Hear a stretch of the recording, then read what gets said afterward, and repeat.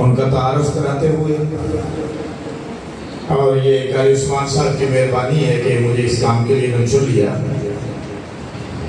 میں نے سید عطا اللہ شاہ صاحب بخاری افضل کو تو نہیں دیکھا، لیکن میں نے ان کے متعلق کافی پڑھا ہے،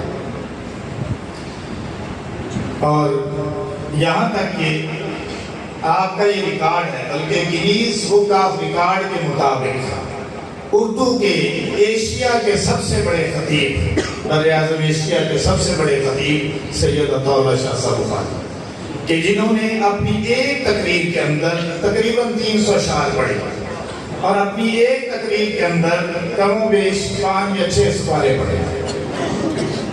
یہ ریکارڈ صرف انہی کا حصہ ہے۔ اور ایک باتیں تو بڑی ہیں، لیکن اب وقت نہیں ہے نا، تو سید صاحب کہیں گئے اور تقریر فرما رہے تھے، تقریر مکمل کر لی۔ یہ ہم تو 1 گھنٹے میں تھک جاتے ہیں، اور آپ بھی تھک جاتے ہیں، 2-3 گھنٹے 4 گھنٹے کا خطاب ہو رہا تھا، صبح ہو جاتی ہے۔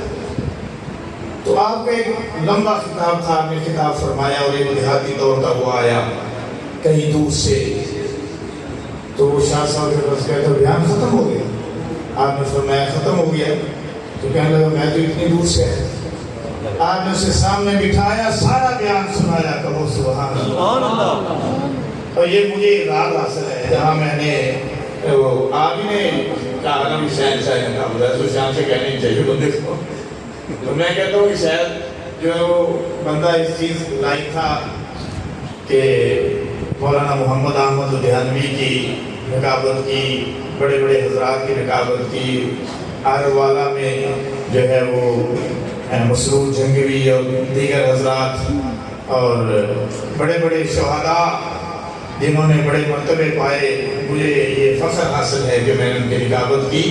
اور شاہ صاحب کے بیٹے عطاء المومن شاہ صاحب بخاری، عطاء المحمد شاہ صاحب بخاری جامعہ فاروقیہ میں تشریف لایا کرتے تھے، کمیر میں بھی ان کے والد یا چچا ہوں گے تشریف لائے مرکزی مسجد میں، جہاں آج میں خطیب ہوں۔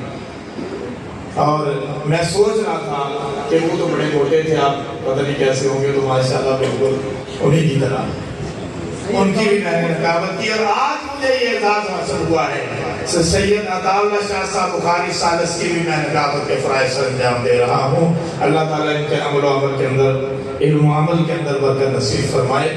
جناب سید عطا اللہ شاہ صاحب بخاری۔